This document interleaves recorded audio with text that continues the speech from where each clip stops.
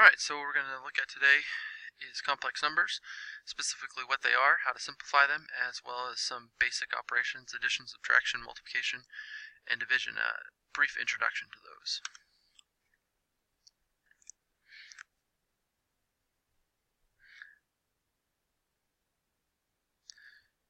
So, just to get a big picture about what complex numbers are specifically, complex numbers take the form a plus bi, where if you recall that I is equal to the square root of -1.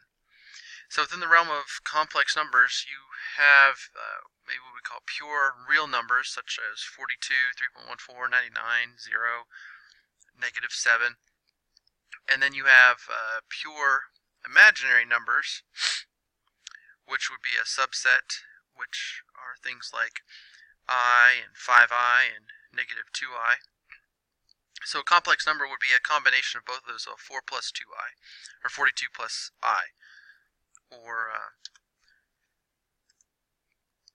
3.14 plus 5i, maybe -7 minus 7i. So all of those have both a real part, which normally we list first, and an imaginary part, which we list second, that has the I portion. So that's what complex numbers. So sorry folks, everything that you've always thought is numbers, as real numbers, is actually just a smaller piece of the bigger picture of complex numbers. So let you think about that for a few minutes. And while you're thinking about that, let's move on to some simplification of complex numbers, some simplification of radical expressions and things like that. So start off, let's do, I don't know, square root of -44. So we're going to split that up using the properties of radicals to square root of 44 times -1, which we can then break up into root 44 and square root of -1. That square root of 44 we can simplify to square root of 4 and the square root of 11, and their product times I, since that's by definition what square root of -1 is. So square root of 4 simplifies to 2. Square root of 11 stays as is, and then we can just rearrange those terms here. So we have 2i times the square root of -11. That's simplifying this radical expression that has a negative radicand. Alright, we'll maybe do one more of those. Square root of -72. We'll split that up into square root of 72 and the square root of -1. The root 72 we can split up into root 36 times root 2 and then times I. That square root of 36 goes to a 6. And then we'll just do a little bit of rearranging here. So we have 6i square root of 2. This is sort of standard procedures to put those other non-radical numbers first as coefficients out there on the left. Alright. What else can we simplify? Well, we can simplify higher powers of I.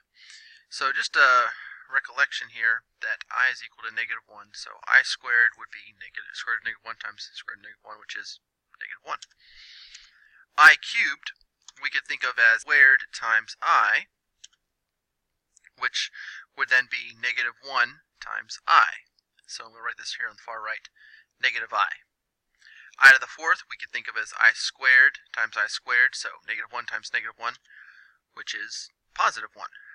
So if I put all these on the far right side here lined up, we have I to the first is I squared is -1, I cubed is -I, and I to the fourth is 1. And we'll see here in a moment that this pattern actually just repeats forever and ever. So I to the fifth, we can think of that as I to the fourth times I to the first.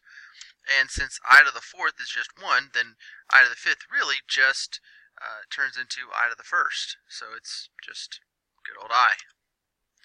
I to the sixth, we can rethink that as I to the fourth times I squared.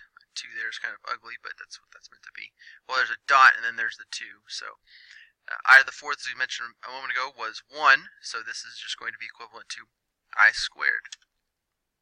So -1. Just kind of making that a little bit more obvious.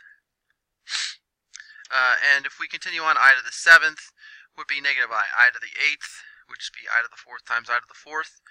and so that's 1 times 1, so that's 1. So what happens is this pattern up here, I, negative 1, negative I, 1, just repeats over and over and over and over again. And the idea here is you want to notice that the multiple of 4 there is kind of, that's where we're going to equal 1. So however far past a multiple of 4 that we are will kind of give us an indicator which one of these we're at. For instance, 33 is 1 past the multiple of 4, namely 32. So we could write that as I to the 32 times I to the first, and I to the 32nd power, that's 1. Since it kind of matches along with this, we could write it as I to the 4th times I to the 4th times I, 8 times in a row, but that would just be 1 times 1 times 1 times 1. So anyway, 1 times I, so I. There it is. Simplify another problem, I to the 53rd. Well, the nearest power of 4 is I to the 52nd. Well, and that's, so, and then, so we have I to the 52nd times I, so this is 1 past that, so, well, this I to the 52nd, that's 1, and then, so then we just have I. It's kind of interesting that randomly happened to be the same as this one over here. So let's think of I to the 26th. I started right 5, but that's kind of the same exact location we were before. So I to the 26th can be written as I to the 24th times I squared. So I to the 24th is a multiple of 4, so that's going to simplify to just 1. And so we're looking at I squared, which was negative 1. So negative 1's our answer there.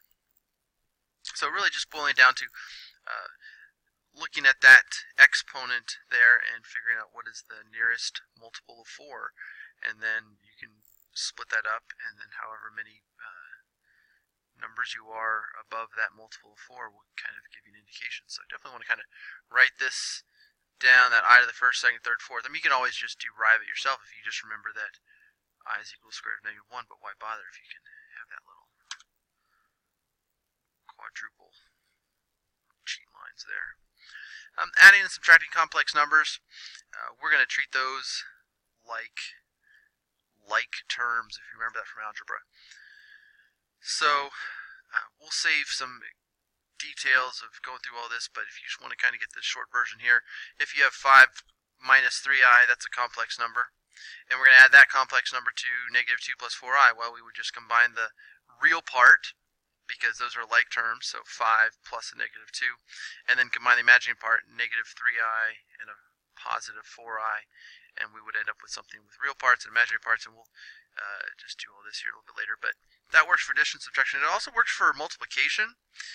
You end up doing some FOIL.